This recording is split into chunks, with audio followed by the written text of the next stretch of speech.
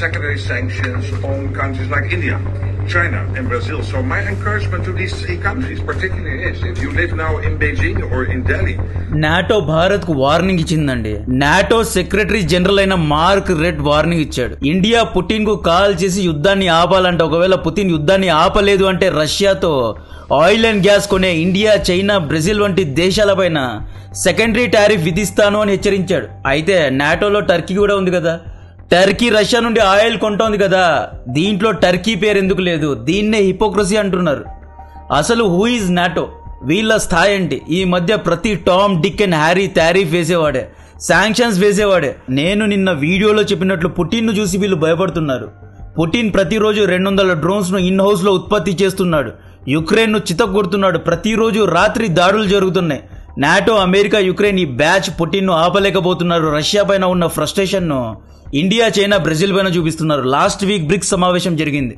ఈ మీటింగ్ తర్వాత Donald Trump రంగంలో దిగి నాకు బ్రిక్స్ కరెన్సీ రావడం ఇష్టం లేదు అన్నాడు. వీళ్ళందరూ కలిసి డాలర్ విలువను తగ్గించాలి అని చూస్తున్నారు. ఇది నాకు ఇష్టం లేదు అని ఫ్రస్ట్రేట్ అయ్యాడు. మింగలేక అదేదో అన్నట్లు రూట్ కు భారతీయులందరూ అడిగే క్వశ్చన్, నువ్వు ఎవరు? నీదొక మిలిటరీ అలయన్స్ మాత్రమే, నీ హద్దుల్లో నువ్వు ఉండు అని భారత్ అంటోంది. పుటిన్ ను యుద్ధాన్ని ఆపమని మీ డాడీని అడగమని చెప్పు. ఒక సమావేశంలో ఈ రూట్ డొనాల్డ్ ట్రంప్ ను డాడీ డాడీ అని పిలిచాడు. సో డొనాల్డ్ ట్రంప్ కు యుద్ధాన్ని ఆపడం చేత కాదా, లేదా పుటిన్ ను ఓడించడం చేత కాదా? 32 దేశాలు కలిసి 3 ఏళ్లలో ఒక్క దేశాన్ని ఓడించలేకపోయాయి. ఈ నాటో దేశాల యొక్క డబుల్ స్టాండర్డ్స్ గురించి ఎక్స్ప్లెయిన్ చేస్తా. వీడియో చాలా ఇంట్రెస్టింగ్ గా ఉండబోతుంది. దయచేసి లైక్ చేయండి. నాటోలో ఒక భాగంగా ఉన్న హంగేరీ, సిజాక్, స్లోవాకియా రష్యా నుండి ఫినాన్షియల్ ఇయర్ 2024-2025 లో దాదాపు 12 మిలియన్ టన్స్ ఆఫ్ ఆయిల్ ను కొన్నారు. రష్యాకు $12 బిలియన్ బిజినెస్ ను తీసుకొచ్చారు. దమ్ముంటే ఈ దేశాలను ఆపు. ఇవి నాటోలో ఉన్న దేశాలే. 2022 నుండి యుద్ధం జరుగుతోంది. కానీ ఇప్పటికీ వెస్టర్న్ యూరోప్ దేశాలు, France, Germany, UK, Norway, Italy వంటి దేశాలు రష్యా నుండి ప్రతిరోజు 10 లక్షల బ్యారెల్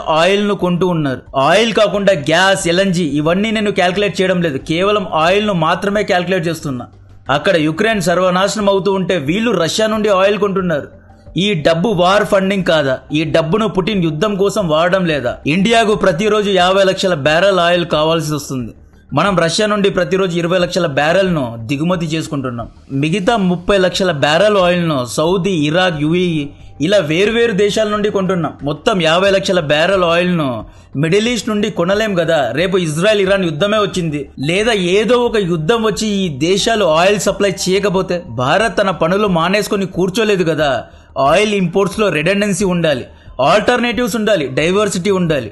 ఒకే చోట కాకుండా వేరు వేరు చోట్లకు కొంటే ఆయిల్ అనేది సేఫ్ గా ఉంటుంది. This is called energy security. మాకు ఎక్కడ చీప్ గా ఆయిల్ దొరుకుతుందో అక్కడే కొంటాం. ఏ దేశమైనా కంట్రీ ఇంట్రెస్ట్ నే చూసుకుంటుంది. ఏ అమెరికా రష్యా నుండి ఎన్రిచ్డ్ యురానియం కొనడం లేదా? వీళ్ళు రష్యా నుండి ఎందుకు కొంటున్నారు అంటే, అమెరికాలో ఉన్న రియాక్టర్స్ రష్యన్ యురానియంకే క్యాలిబ్రేట్ అయి ఉన్నాయి కాబట్టి రష్యా నుండే కొంటున్నారు. ఒకే చోట ఆయిల్ ను కొంటే మోనోపోలీ పెరుగుతుంది, ఆయిల్ ప్రైజెస్ పెరుగుతాయి. ఈ నాటో సెక్రటరీ వాదన ఏంటి అంటే, ఇండియా, చైనా, బ్రెజిల్ ఈ 3 దేశాల డబ్బుతోనే రష్యా యుద్ధంలో కొనసాగుతోందంట. మనం యుద్ధాన్ని ఫండ్ చేస్తున్నామంట. మరి జర్మనీ, ఫ్రాన్స్ దేశాల్లో ఇప్పుడు కూడా ప్రెసెంట్ ఈ రోజుకు కూడా రష్యా నుండి స్టీల్, అల్యూమినియం, ఫర్టిలైజర్స్ ను ఎందుకు కొంటున్నారు? ఫస్ట్ మీరు పూర్తిగా రష్యాతో వ్యాపారాలు మానేయండి, ఆ తర్వాతే మంది మీద పడండి. ఇప్పుడు చైనా ఉంది. చైనాకు ప్రతిరోజు 1 కోటి బ్యారెల్ ఆయిల్ కావాలి. 1 కోటి బ్యారెల్ ఆయిల్ ను సౌదీ, యుఏఈ, ఇరాక్ సప్లై చేయలేవు కదా. అంత సప్లై వీళ్ళ దగ్గర లేదు. రేపు ఇజ్రాయెల్ కు మెంటల్ వేసి ఇరాక్ లేదా ఇరాన్ యొక్క ఆయిల్ ఫీల్డ్స్ ను లేపేసింది అనుకోండి, అప్పుడు చైనా ఏం చేస్తుంది? చైనా కూడా డైవర్సిఫై చేసుకుంటుంది. సో చైనా కూడా రష్యా నుండి దాదాపు 20 లేదా 30 లక్షల బ్యారెల్ ఆయిల్ ను కొంటోంది. అసలు ఈ నాటో అనేది ఒక మిలిటరీ అలయన్స్ మాత్రమే. ఆర్థిక పరమైన శాంక్షన్స్ వేసే హక్కు వీళ్ళకు లేదు. ఏదైనా వేయాలి అంటే యూరోపియన్ యూనియన్ వేయాలి, అంతేగాని వీళ్ళు వేయలేరు. గత 3 ఏళ్ల నుండి శాంక్షన్స్ అని చెప్పి శాంక్షన్స్ ను కామెడీ చేసి పడేశారు. ఇరాన్తో ఆయిల్ కొనొద్దు, వెనజులాతో కొనొద్దు, రష్యాతో కొనొద్దు, మేమేం కొనాలి అనేది కూడా మీరే డిసైడ్ చేస్తారా?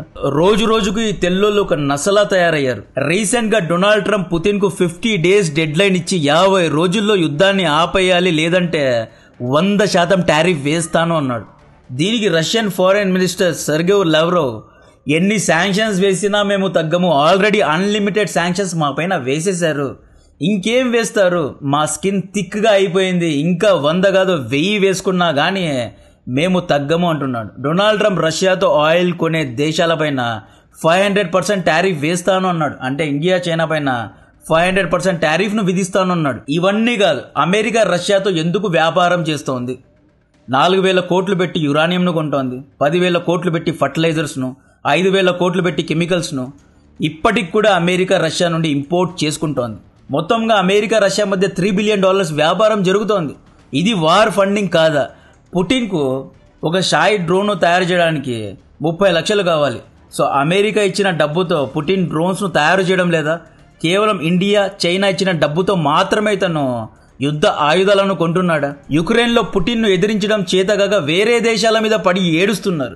ఇవన్నీ కాదు, టర్కీ నాటోలో ఉంది కదా, టర్కీ రష్యాతో oil, gas, fertilisers, pig iron అంట ఇలాంటి ఎన్నో వస్తువులు టర్కీ కొంటోంది. అది కూడా నాటో తల మీద నుండి కొంటోంది. 2024-2025 ఈ ఫినాన్షియల్ ఇయర్లో టర్కీ రష్యాతో $50 బిలియన్ వ్యాపారం చేసిందండి. ఇండియా అదే ఇయర్లో రష్యాతో కేవలం $64 బిలియన్ వ్యాపారం చేసింది. ఇండియా సైజ్ ఏంటి, టర్కీ ఏంటి? టర్కీ చాలా చిన్న దేశం. మీకు దమ్ముంటే టర్కీను ఆపండి, ఎర్దోగాన్ను జైల్లో పెట్టండి. ఎర్దోగాన్ నాటోలో ఉంటూ వెన్నుపోటు పొడుస్తున్నాడు. నాటోలో ఉన్న సీక్రెట్ డీటెయిల్స్ అన్నిటినీ రష్యాకి ఇస్తున్నాడు. ఈ యుద్ధంలో నాటో గెలవాలి అంటే ఫస్ట్ ఆఫ్ ఆల్ ఎర్దోగాన్ పైన ఎంక్వైరీ చేసి ఎర్దోగాన్ను జైల్లో పెట్టాలి. ఫస్ట్ మీ ఇంట్లో దరిద్రాన్ని క్లీన్ చేసుకోండి. టర్కీను నాటో నుండి బహిష్కరించండి. ఒక రూమర్ ఏంటి అంటే మొన్న Trump Zelensky can you bomb Moscow and Saint Petersburg అని అడిగాడంట. దీనికి జెలెన్స్కీ అయ్యా మాకు లాంగ్ రేంజ్ మిజైల్స్ ఇస్తే తప్పకుండా దాడి చేయగలమయ్యా అన్నాడు. ఈ కన్వర్జేషన్ ఎలాగోలా మీడియా ముందుకు వచ్చింది. దీన్ని మీడియా రివీల్ చేసింది. ఆ తర్వాత ట్రంప్ను ఎవరో పిలిచి గట్టిగా వేసుకున్నట్లున్నారు. మరుసటి రోజే రంగంలో దిగి మీడియా ముందుకు వచ్చి మేము యుక్రెయిన్కు లాంగ్ రేంజ్ మిజైల్స్ ను ఇవ్వము అని స్టేట్మెంట్ ఇచ్చాడు. ఒక్క రోజులోనే డొనాల్డ్ ట్రంప్ మాట మార్చాడు. ట్రంప్ ఆల్వేస్ చికన్స్ అవుట్ అంటారు. ట్రంప్ మాట మీద నిలబడ్డు. చైనా పైన 245% టారిఫ్ వేస్తాను అన్నాడు. అదేమైందో ఎవరికి తెలియదు. గ్రీన్లాండ్లో లాగేస్తాను అన్నాడు. అదేమైందో ఎవరికి తెలియదు. ఒక్క రోజుల్లో యుక్రెయిన్ యుద్ధాన్ని ఆపేస్తాను అన్నాడు. అది కూడా ఏమీ జరగలేదు. ఇజ్రాయెల్ ఇరాన్ యుద్ధాన్ని ఆపేశాను అన్నాడు. అయితే ఇజ్రాయెల్ ఇరాన్ పైన రెండో విడతలో దాడి చేయడానికి కూడా రెడీగా ఉంది. ఈ విధంగా ట్రంప్ ఒక రోజు చెప్పింది మరుసటి రోజుకి మర్చిపోతాడు. సో ట్రంప్ను నమ్ముకొని వీళ్ళు పుతిన్ పైన యుద్ధానికి దిగారు. అమెరికా, యూరోప్ వంటి దేశాలు ఇండియా చైనా పైన ఎందుకు టారిఫ్ వేయలేరు అంటే ఒకవేళ వీళ్ళు టారిఫ్ వేసినా వీళ్ళ దేశంలోనే ఇన్ఫ్లేషన్ పెరుగుతుంది, వీళ్ళ ప్రజలే నష్టపోతారు. వీళ్ళు వేరే దేశాలపైన ఆధారపడ్డారు. వీళ్ళెవరికీ ఫేవర్ చేయడం లేదు. వేరే దేశాల్లో తక్కువ ధరలో వస్తువులు కొంటున్నారు కాబట్టి వీళ్ళే వేరే దేశాలపైన ఆధారపడ్డారు. ఇప్పుడు రష్యా ఉంది, యూరోప్లోని ఈ స్లోవాకియా, సిజక్ వంటి దేశాలు ల్యాండ్ లాక్డ్ దేశాలు. ఈ దేశాలకు ఆయిల్ను సౌదీ లేదా వెనజులా లేదా ఆస్ట్రేలియా సప్లై చేయాలి అంటే సముద్ర మార్గం గుండా సప్లై చేయాలి. తద్వారా ఎంతో కాస్ట్ అవుతుంది. షిప్పింగ్ కాస్ట్, మెయింటెనెన్స్, ఇన్సూరెన్స్ ఇలా ఎంతో డబ్బు ఖర్చు అవుతుంది. అదే రష్యా అనుకోండి, రష్యా నార్డ్ స్ట్రీమ్ అనే ఒక పైప్ లైన్ వేసుకుంది. 2-3 పైప్ లైన్స్ రష్యా వేసుకుంది. ఈ పైప్ లైన్స్ అన్ని వెస్టర్న్ యూరోప్ దేశాల వరకు ఉన్నాయి. అంటే ఇక్కడ నుండి పైప్ లైన్లో రష్యా ఆయిల్ను ఫీడ్ చేస్తే అవి డైరెక్ట్గా ఆ దేశాలకు వెళ్తాయి అన్నమాట. సో ఈ విధంగా ట్రాన్స్పోర్టేషన్ కాస్ట్ అనేది చాలా తక్కువగా ఉంటుంది. అండ్ రష్యా చాలా తక్కువ ధరలో ఆయిల్ను అమ్ముతుందండి. రష్యా లాంగ్ టర్మ్ డీల్స్ చేస్తుంది అన్నమాట. 10 years 20 years డీల్ చేస్తుంది. ఆ డీల్లో భాగంగా చాలా తక్కువ ధరలోనే రష్యా ఆయిల్ను అమ్ముతుంది.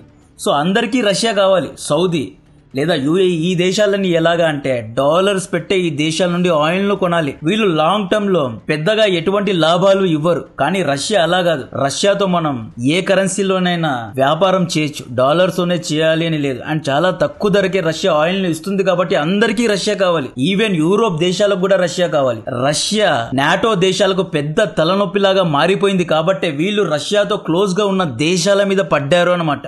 ఇంకొక విషయం చెప్తా, ఇప్పుడు వ్యాపారస్తులు చాలా స్మార్ట్ అయిపోయారు. మీరు టారిఫ్లు వేసినా, శాంక్షన్స్ వేసినా వీళ్ళు అడ్వర్సరీస్ ద్వారా ఈ వ్యాపారాన్ని బైపాస్ చేస్తున్నారు అనమాట. ఉదాహరణకు ఇండియా పైన రేపు అమెరికా 500% టారిఫ్ వేసింది అనుకోండి, మనం అమెరికాకు స్టీల్ను అమ్మాలి. మనం ఏం చేస్తాం, సింగపూర్లో లేదా యూఏఈలో ఒక కంపెనీని ఓపెన్ చేసి అక్కడి నుండి స్టీల్ను సప్లై చేస్తాం. సో అమెరికాకి ఏమి, ఈ స్టీల్ అనేది యూఏఈ నుండి వచ్చింది, దుబాయ్ నుండి వచ్చింది. సో వీళ్ళు ఆ స్టీల్కు టారిఫ్ వేరు. సో ఈ విధంగా వ్యాపారాన్ని ఆల్రెడీ బైపాస్ చేసుకున్నారు. ఉదాహరణకు చెప్తున్నా, రష్యాకు యుద్ధం చేయడానికి సెమీ కండక్టర్ చిప్స్ కావాలి, లేదా బేరింగ్స్ కావాలి, లేదా ఆర్టిలరీ షెల్స్ కావాలి. సో ఈ ఆయుధాలన్నీ రష్యాకు ఎవరు ఇస్తున్నారో తెలుసా? టర్కీ, హాంకాంగ్, కజాకిస్తాన్ ఈ దేశాలు అఫీషియల్గా ఇస్తున్నాయి. అయితే అన్అఫీషియల్గా వెస్టర్న్ అండ్ యూరోపియన్ కంపెనీస్ అయినా, అమెరికన్ కంపెనీస్ అయినా, Texas instruments, NXT, military industrial complex ఈ కంపెనీస్ అన్ని బైపాస్ చేస్తూ రష్యాకు ఆయుధాలు అమ్ముతున్నాయి వయా టర్కీ, హాంకాంగ్, కజాకిస్తాన్. ఈ విధంగా ఇక్కడ అమెరికన్ దేశాలే లాభపడుతున్నాయి. సో ఊరికే మంది మీద పడడం మానేసి ఎలా పుటిన్ను ఓడించాలి, ఎలా పుతిన్ యొక్క డ్రోన్స్ను ఇంటర్సెప్ట్ చేయాలి అనేది కనుక్కోండి. కంటెంట్ నచ్చితే వీడియోను లైక్ చేయండి, ఛానల్ను సబ్స్క్రైబ్ చేసి అందరికీ షేర్ చేయండి. జై హింద్.